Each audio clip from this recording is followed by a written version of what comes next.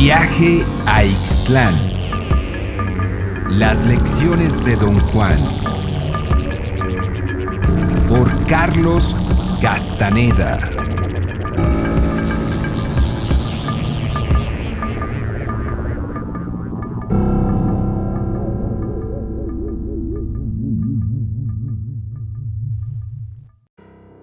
Hola, ¿cómo estás? Soy Chavenato. Muchas gracias por tu visita. Hemos disfrutado ya de 19 capítulos, 19 lecciones, 19 historias de poder. Es momento de concluir este hermoso e impecable libro que cierra con este último relato que alude el título del libro, una intimación dramática de la soledad del guerrero y la áspera nobleza de tal vida. Te recomiendo el uso de audífonos para una mejor experiencia. Que tengas un excelente momento. ¡Fuerza en ti! Hoy te presento el capítulo número 20, El viaje a Ixtlán. Don Genaro regresó a eso del mediodía y, siguiendo la sugerencia de don Juan, los tres fuimos en coche a la cordillera donde yo estuve el día anterior. Caminamos por el mismo sendero que seguí, pero en vez de detenernos en la meseta alta como yo había hecho, continuamos ascendiendo hasta alcanzar la parte superior de la cordillera más baja. Luego empezamos a descender a un valle llano. Nos detuvimos a descansar en la cima de un cerro alto. Don Genaro eligió el lugar. Automáticamente me senté, como siempre he hecho, en compañía de ambos, con don Juan a mi derecha y con don Genaro a mi izquierda, formando un triángulo. El chaparral desértico había adquirido un exquisito lustre húmedo. Se veía verde brillante tras una corta lluvia de primavera. Genaro te va a contar algo, me dijo don Juan de repente. Te va a contar la historia de su primer encuentro con su aliado. ¿No es cierto, Genaro? Había un matiz de ruego en la voz de don Juan. Don Genaro me miró y contrajo los labios hasta que su boca parecía un agujero redondo. Dobló la lengua contra el paladar y empezó a abrir y cerrar la boca como si tuviera espasmos. Don Juan lo miró y rió con fuerza. Yo no sabía cómo tomar aquello. ¿Qué está haciendo?, pregunté a don Juan. Es una gallina, dijo él. ¿Una gallina? Mira, mira su boca. Ese es el culo de la gallina y está a punto de poner un huevo. Los espasmos de don Genaro parecieron aumentar. Tenía en los ojos una expresión rara de locura. Su boca se abrió como si los espasmos dilataran el agujero redondo. Produjo con la garganta una especie de graznido. Dobló los brazos sobre el pecho con las manos hacia adentro y luego, sin ninguna ceremonia, escupió. ¡Carajo!, No era un huevo, era un pollo, dijo con expresión preocupada. La postura de su cuerpo y la cara que tenía eran tan ridículas que no pude menos que reír. Ahora que Genaro casi puso un huevo, a lo mejor te cuenta su primer encuentro con su aliado, insistió don Juan. A lo mejor, dijo don Genaro sin interés. Le supliqué que me lo contara. Don Genaro se puso de pie, estiró los brazos y la espalda. Sus huesos crujieron. Luego volvió a sentarse. Era yo joven cuando me enfrenté por primera vez con mi aliado, dijo al fin. Recuerdo que fue en las primeras horas de la tarde. Yo había estado en el campo desde el amanecer e iba de vuelta a mi casa. De repente, el aliado salió y se interpuso en mi camino. Me había estado esperando detrás de una mata y me invitaba a luchar. Yo iba a salir corriendo, pero me vino la idea de que yo era lo bastante fuerte para enfrentarme con él. De todos modos, tuve miedo. Un escalofrío me subió por la espalda y mi cuello se puso tieso como tabla. A propósito, esa es siempre la señal de que uno está listo. Digo, cuando el cuello se pone duro. Se abrió la camisa y me enseñó su espalda. Tensó los músculos de su cuello, brazos y espalda. Noté la excelencia de su musculatura. Era como si el recuerdo del encuentro hubiese activado cada músculo en su torso. En tal situación, prosiguió, siempre hay que cerrar la boca.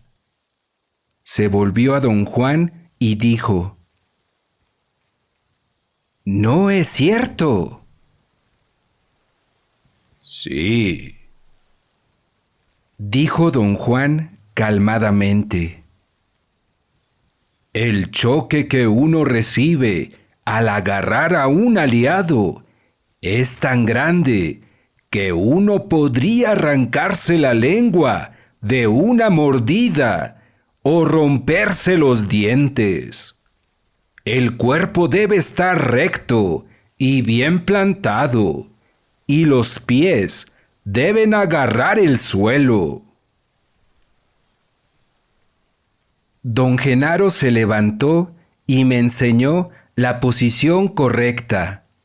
El cuerpo ligeramente doblado en las rodillas, los brazos colgando a los lados con los dedos curvados suavemente.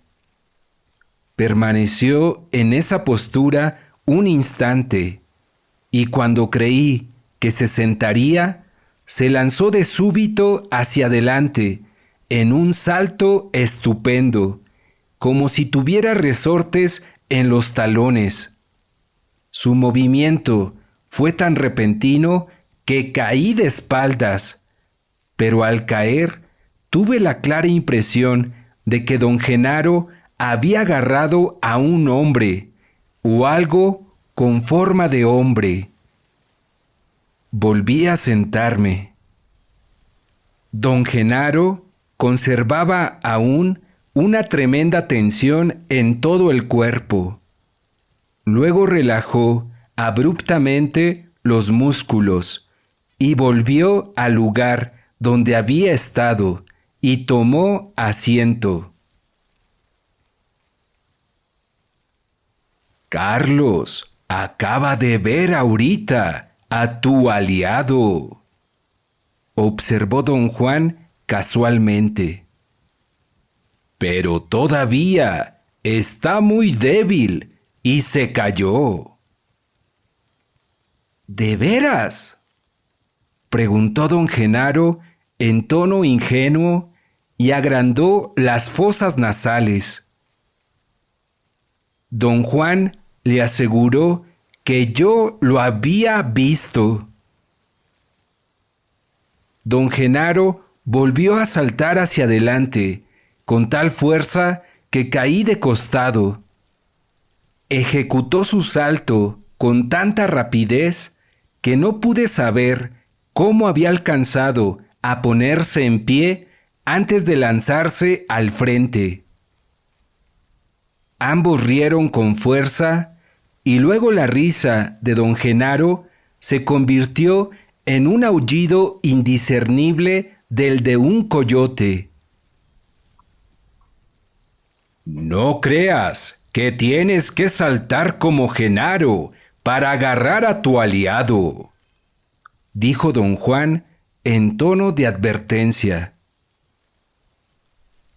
Genaro salta también, porque tiene su aliado que lo ayuda. Todo lo que tienes que hacer es plantarte con firmeza para soportar el impacto. Tienes que pararte como estaba Genaro antes de saltar. Luego te avientas y agarras al aliado. Primero tiene que besar su escapulario, intervino don Genaro. Don Juan, con severidad fingida, dijo que yo no llevaba escapularios. ¿Y sus cuadernos?, insistió don Genaro. Tiene que hacer algo con sus cuadernos. Ponerlos en alguna parte antes de brincar. O a lo mejor los usa para pegarle al aliado. ¡Carajo!, dijo don Juan con sorpresa aparentemente genuina. Nunca se me había ocurrido.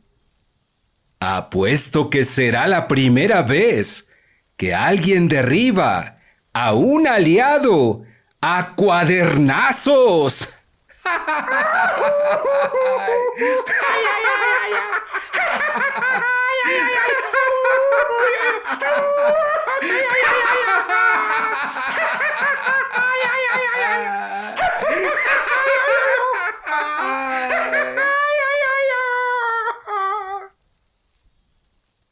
Cuando la risa de don Juan y el aullido coyotesco de don Genaro amainaron, todos estábamos de muy buen humor.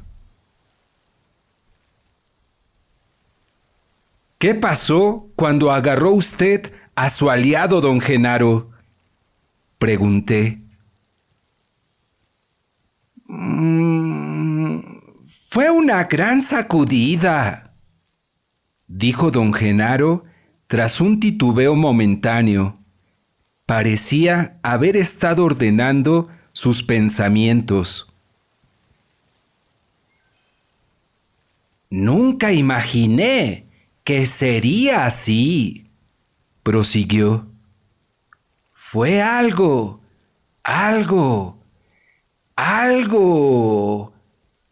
como nada que pueda yo decir. Después que lo agarré, empezamos a dar vueltas. El aliado me hizo dar vueltas, pero yo no lo solté. Giramos por el aire tan rápido y tan fuerte que yo ya no veía nada. Todo era como una nube. Dimos vueltas y vueltas y más vueltas.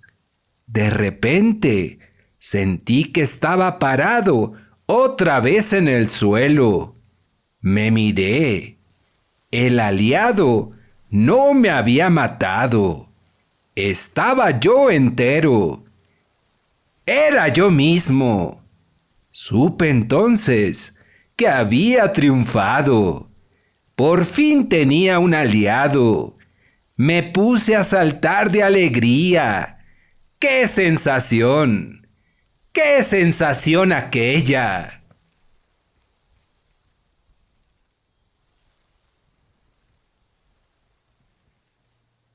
Luego miré alrededor para averiguar dónde estaba. No conocía por ahí. Pensé que el aliado debía haberme llevado por los aires para tirarme en algún sitio, muy lejos del lugar donde empezamos a dar vueltas. Me orienté. Pensé que mi casa debía quedar hacia el este. Así que empecé a caminar en esa dirección. Todavía era temprano. El encuentro con el aliado no llevó mucho tiempo. Al rato encontré un caminito y entonces vi un grupo de hombres y mujeres que venían hacia mí. Eran indios. Me parecieron mazatecos. Me rodearon y preguntaron a dónde iba. Voy a mi casa, en Ixtlán, les dije. ¿Andas perdido?, preguntó alguien. Sí, dije. ¿Por qué? Porque Ixtlán no queda para allá. Ixtlán está para el otro lado. Nosotros vamos allí. Dijo otro. Vente con nosotros, dijeron todos. ¡Tenemos comida! Don Genaro dejó de hablar y me miró como si esperara una pregunta. Bueno, ¿qué pasó?, pregunté. ¿Se fue usted con ellos? No, dijo, porque no eran reales. Lo supe de inmediato, apenas se me acercaron. Había en sus voces, en su amabilidad, algo que los delataba, sobre todo cuando me pedían ir con ellos. Eché a correr. Me llamaron y me rogaron que volviera. Las súplicas me perseguían, pero yo seguí corriendo. ¿Quiénes eran?, pregunté. Personas, repuso don Genaro cortante. Solo que no eran reales. Eran como apariciones, explicó don Juan. Como fantasmas. Después de caminar un rato, prosiguió don Genaro, cobré más confianza. Supe que Ixtlán quedaba en la dirección que yo llevaba, y entonces vi dos hombres que venían hacia mí por el camino. También parecían mazatecos. Tenían un burro cargado de leña. Pasaron junto a mí y murmuraron: Buenas tardes. Buenas tardes, dije y seguí de frente. No me hicieron caso y continuaron su camino. Disminuí el paso y como si tal cosa me volví a mirarlos. Ellos se alejaban sin preocuparse por mí. Parecían reales. Corrí tras ellos gritando: ¡Esperen! ¡Esperen! Detuvieron el burro y se pararon uno a cada lado del animal, como protegiendo la carga. «Estoy perdido en estas montañas», les dije. «¿Para dónde queda Ixtlán?». Señalaron en la dirección en que iban. «Está usted muy lejos», me dijo uno. «Queda al otro lado de esas montañas. Tardará usted 4 o 5 días en llegar». Luego dieron la vuelta y siguieron andando. Sentí que eran indios de verdad y les rogué que me dejaran ir con ellos. Caminamos juntos un rato y luego uno de ellos sacó su bastimento y me ofreció de comer. Yo me quedé quieto. Había algo muy extraño en la forma en que me ofrecía su comida. Mi cuerpo se asustó, de modo que me eché para atrás y corrí. Los dos me dijeron que moriría en las montañas si no iba con ellos, y trataron de convencerme para que volviera. También sus ruegos eran muy extraños, pero yo corrí de ellos con toda mi fuerza.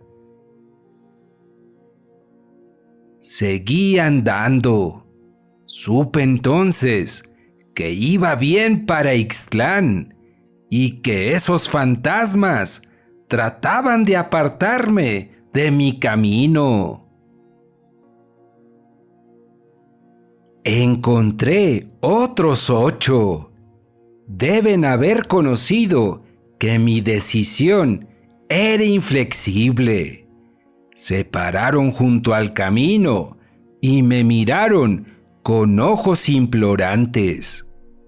La mayoría no dijo una sola palabra, pero las mujeres eran más audaces y me rogaban. Algunas me enseñaban comida y otras cosas que se suponía estaban vendiendo, como inocentes vendedoras al lado del camino. No me detuve ni las miré. Ya era muy de tarde cuando llegué a un valle que me pareció reconocer. Algo tenía de familiar.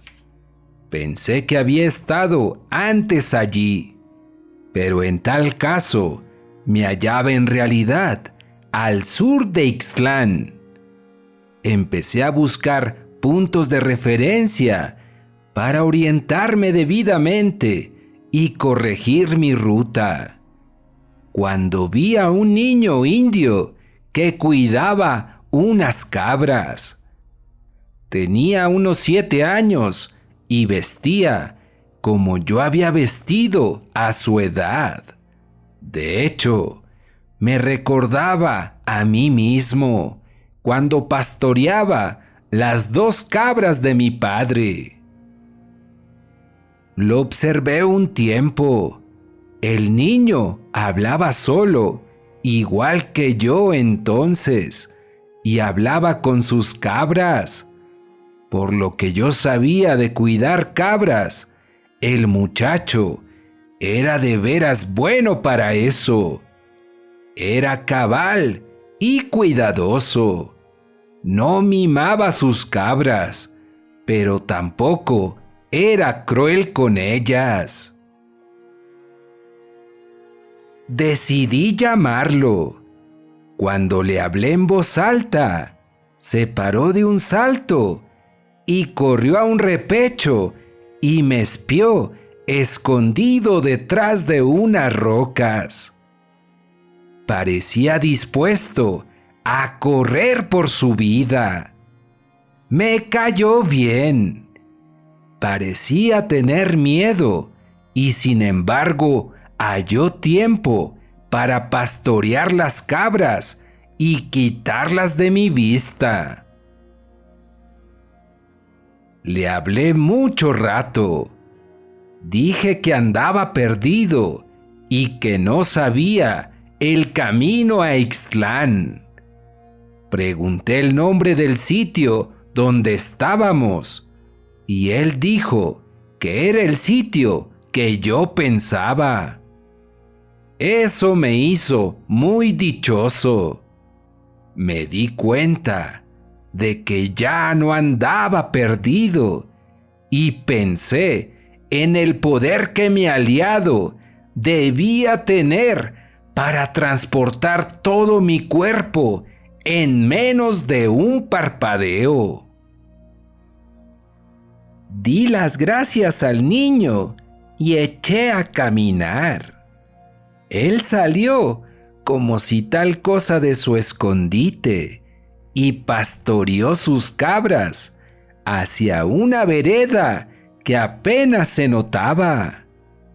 La vereda parecía bajar al valle.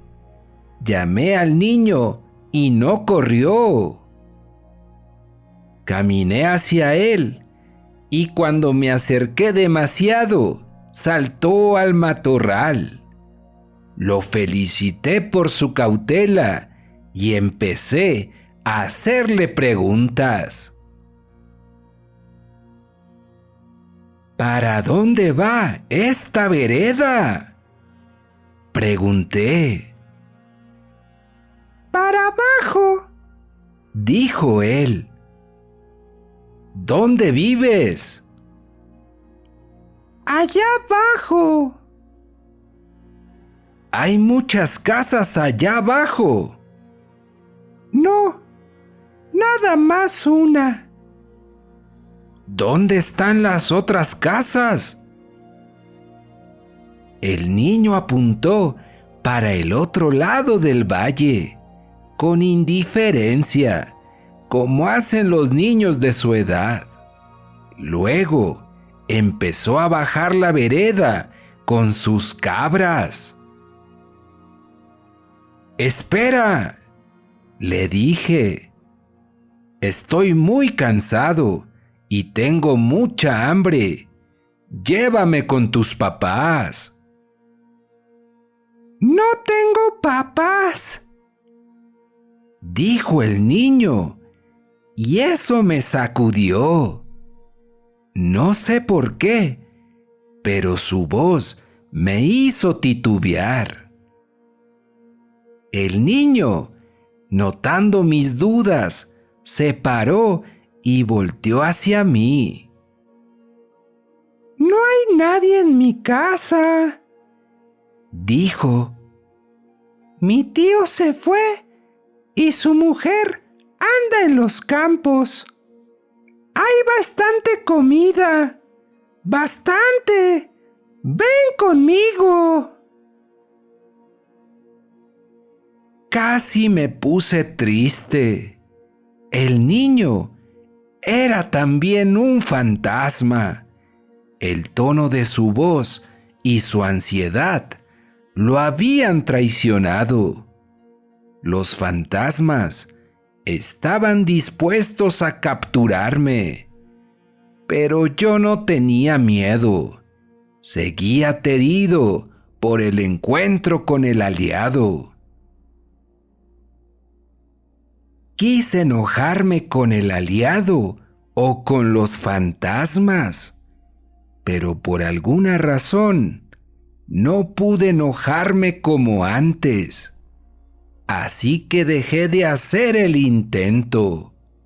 Luego quise entristecerme, porque el niñito me había caído bien, pero no pude, así que también dejé eso en paz.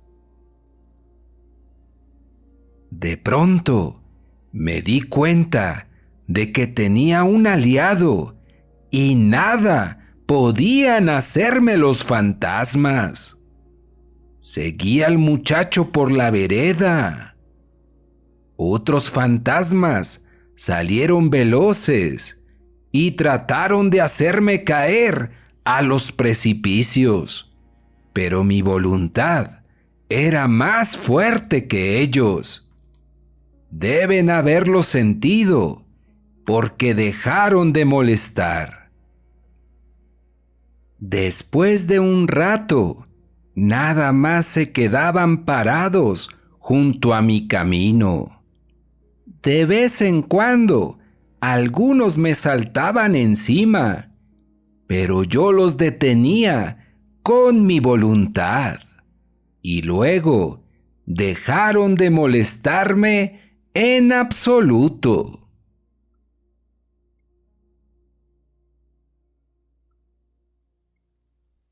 Don Genaro calló largo rato. Don Juan me miró. ¿Qué ocurrió después de eso, don Genaro?, pregunté. Seguí caminando, respondió sin énfasis. Al parecer, había terminado su relato y no había nada que desear añadir. Le pregunté por qué el hecho de que le ofrecieran comida era indicativo de su condición de fantasmas. No contestó. Inquirí más a fondo y quise saber si, entre los mazatecos, era costumbre negar la comida o preocuparse mucho por asuntos alimenticios. Dijo que el tono de las voces, la ansiedad por llevárselo consigo y la manera en que los fantasmas hablaban de comida eran las indicaciones, y que él supo eso porque su aliado lo ayudaba. Afirmó que, por sí solo, jamás habría notado esas peculiaridades. ¿Eran aliados esos fantasmas, don Genaro?, pregunté. No, eran gente. ¿Gente? Pero usted dijo que eran fantasmas. Dije que ya no eran reales. Después de mi encuentro con el aliado, ya nada fue real. Guardamos silencio un rato largo.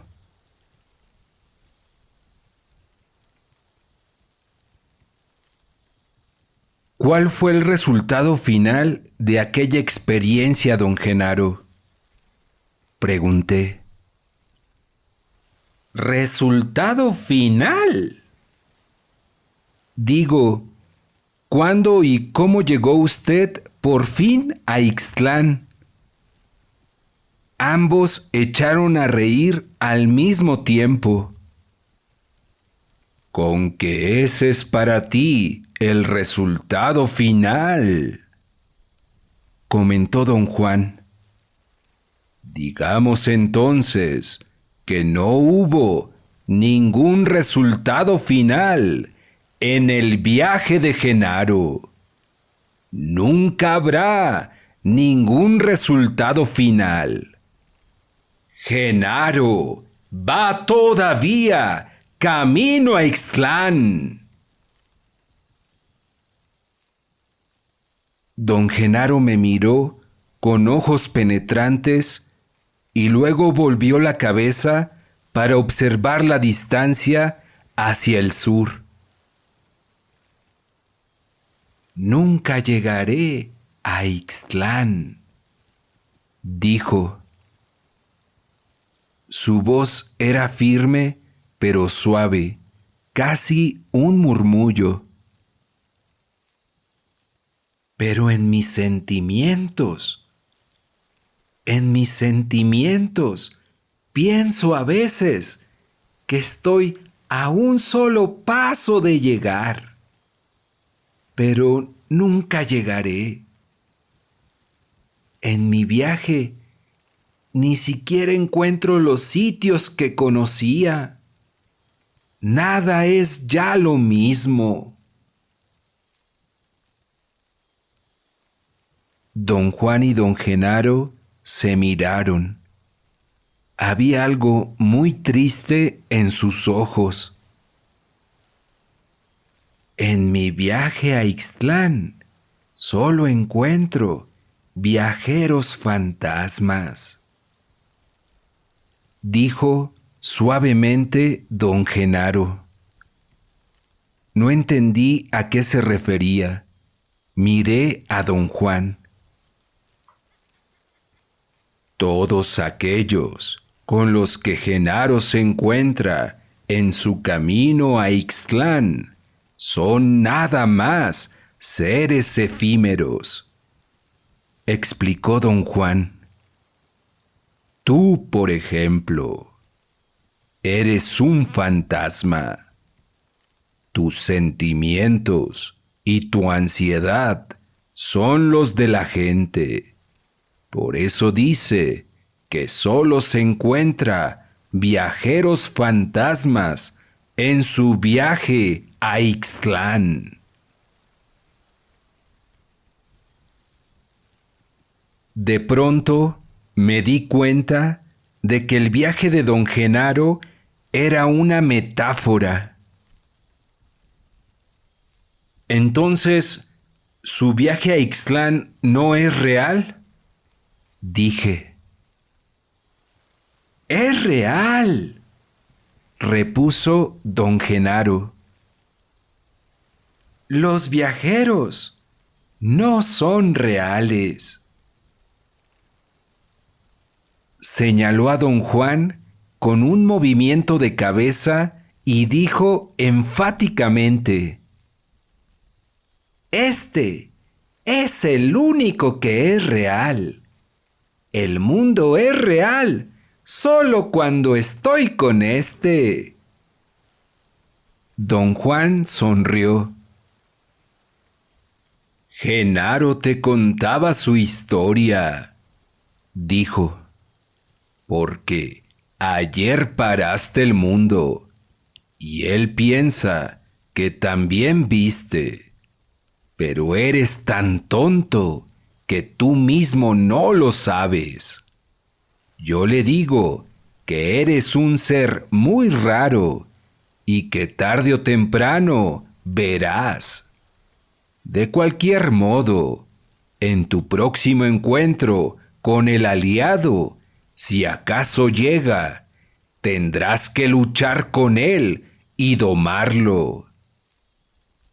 Si sobrevives al choque, de lo cual estoy seguro, pues eres fuerte y has estado viviendo como guerrero, te encontrarás vivo en una tierra desconocida.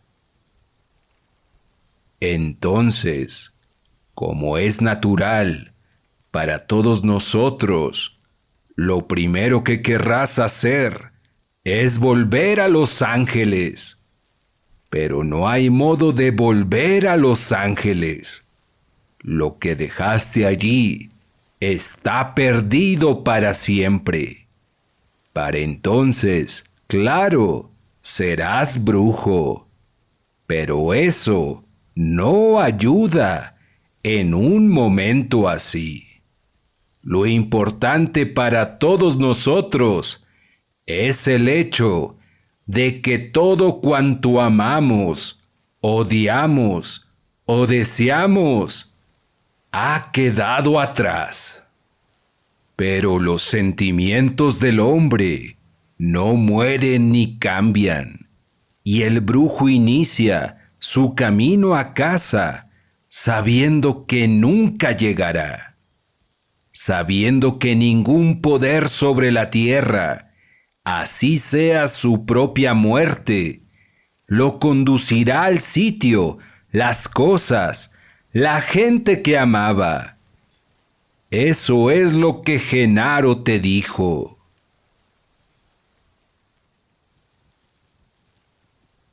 La explicación de don Juan fue como un catalizador.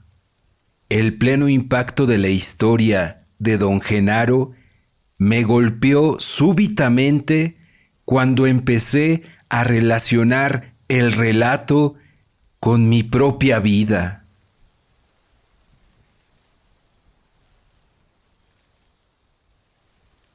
¿Y las personas que yo quiero? Pregunté a don Juan. ¿Qué les va a pasar? Todas se quedarán atrás, dijo.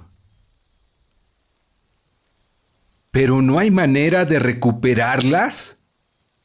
¿Podría yo rescatarlas y llevarlas conmigo?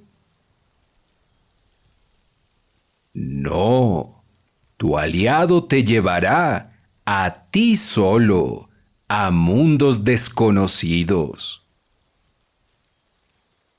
Pero yo podré volver a Los Ángeles, ¿no? Podría tomar el autobús o un avión e ir allí. Los Ángeles seguirá allí, ¿no? Seguro, dijo don Juan riendo. Y también Manteca, y Temecula, y Tucson.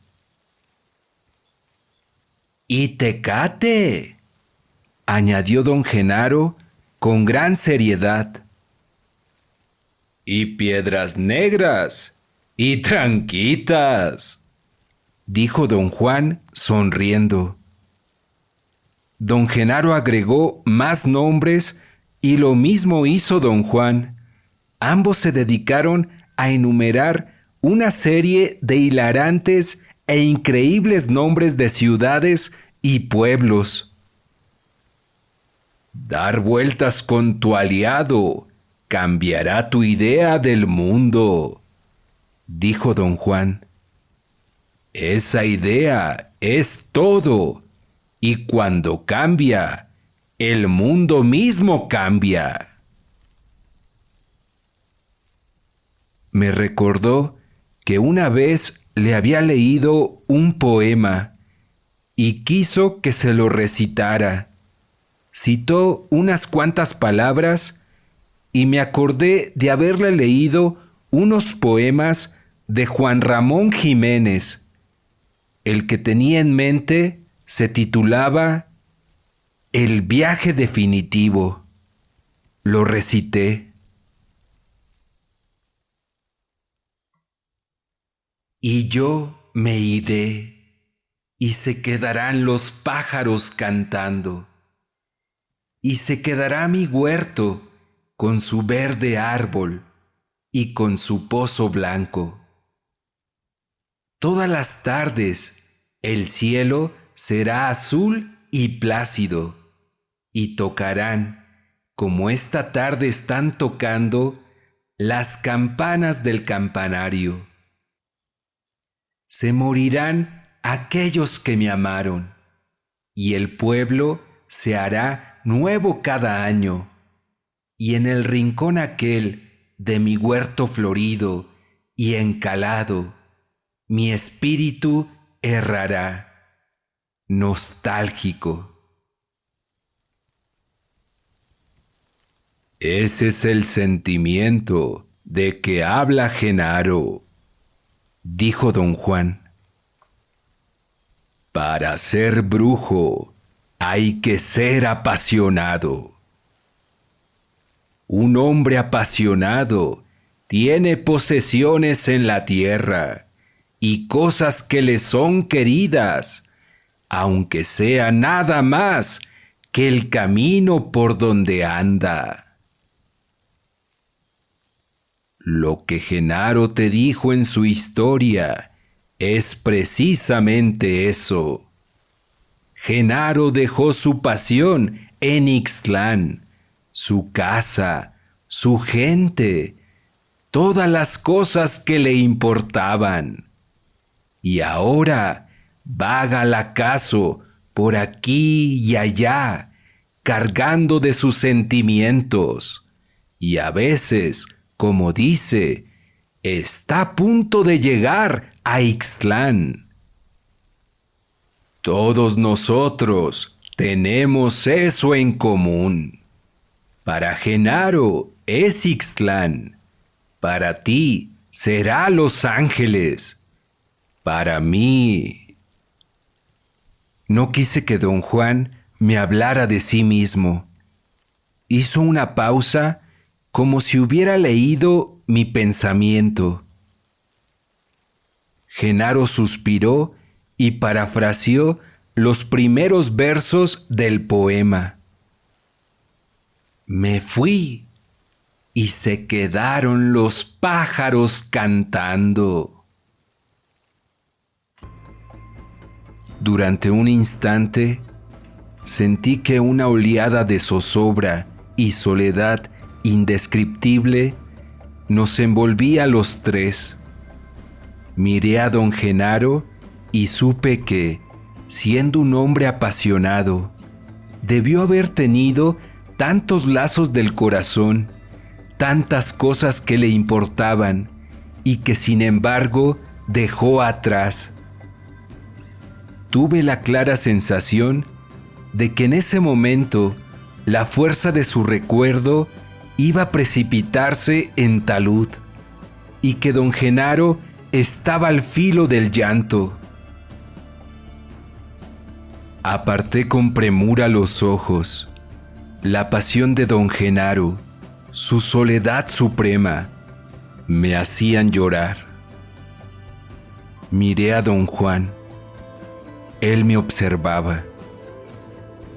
Solo como guerrero se puede sobrevivir en el camino del conocimiento, dijo, porque el arte del guerrero es equilibrar el terror de ser hombre con el prodigio de ser hombre. Contemplé a los dos, uno por uno. Sus ojos eran claros y apacibles. Habían invocado una oleada de nostalgia avasalladora, y cuando parecían a punto de estallar en apasionadas lágrimas, contuvieron la marea. Creo que por un instante vi la soledad humana como una ola gigantesca congelada frente a mí, detenida por el muro invisible de una metáfora. Mi tristeza era tanta que me sentí eufórico. Abracé a los dos. Don Genaro sonrió y se puso en pie. Don Juan también se levantó y colocó suavemente la mano en mi hombro.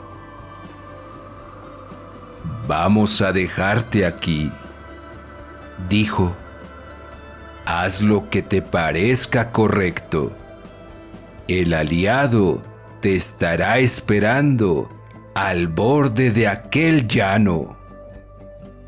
Señaló un valle oscuro en la distancia. Si todavía no sientes que sea tu hora, no vayas a la cita, prosiguió.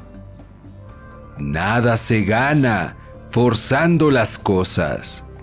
Si quieres sobrevivir, debes ser claro como el cristal y estar mortalmente seguro de ti mismo. Don Juan se alejó sin mirarme. Pero don Genaro se volvió un par de veces y con un guiño y un movimiento de cabeza me instó a avanzar. Los miré hasta que desaparecieron en la distancia.